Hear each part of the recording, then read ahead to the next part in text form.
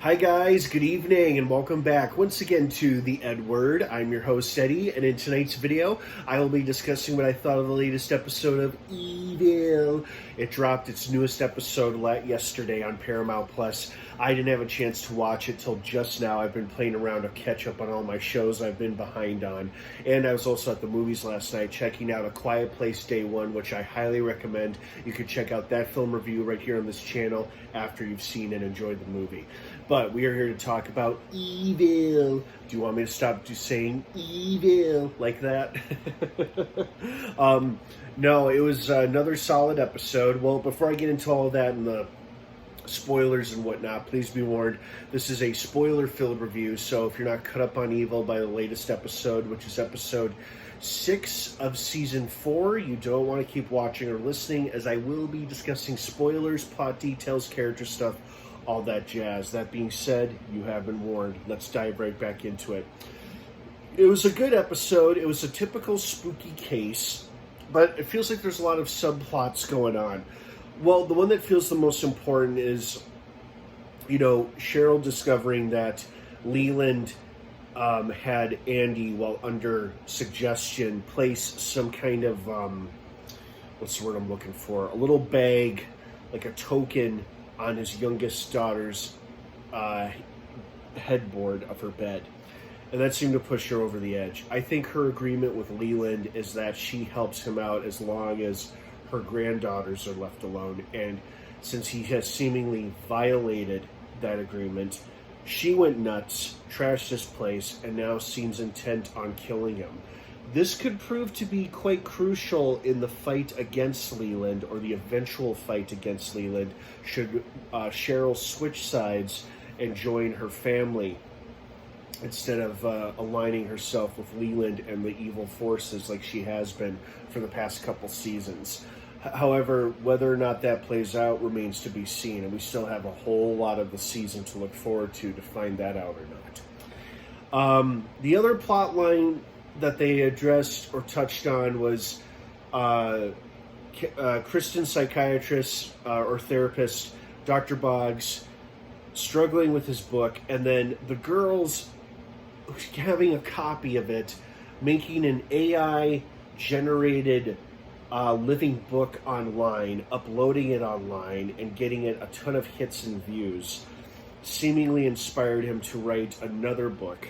But he seemed to have suggestions from the creepy floating white woman that we first saw at the very spooky but sexy dance performance that our trio was invited to. And then we saw her again in the woods. Although it makes me wonder if this is if this entity is benevolent or has more sinister purposes, if it was advising or telling Kurt how to write his next book. I don't know.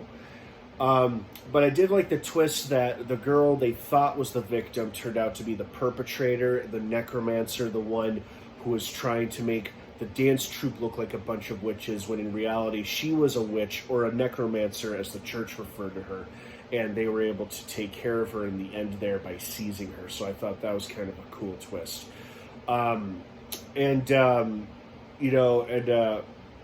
It was just an overall very creative episode. I did not care for the choreographer. I have known people like him, and I have had instructors like the choreographer who was being way too hard on his students when the trio comes upon them in the dance studio. He rubbed me the wrong way just because he was an asshole, and unfortunately I've known people like that in real life, and they are quite unpleasant to be around and to deal with.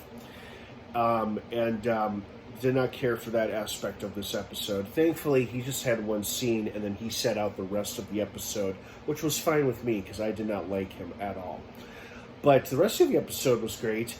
I think David's ability to see, or his sight, whatever you want to call it, or remote viewing, is a part of the story because it must play an eventual, possibly more important role when the final confrontation does come between our trio and Leland's forces, whenever that is, before the season or the series wraps up. I feel like that's what they're laying the groundwork for.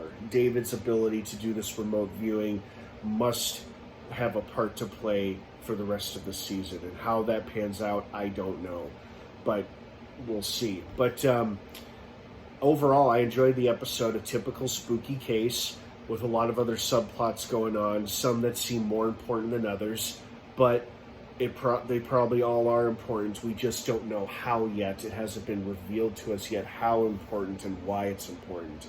But that's what keeps us watching and guessing, because it's all the more intriguing.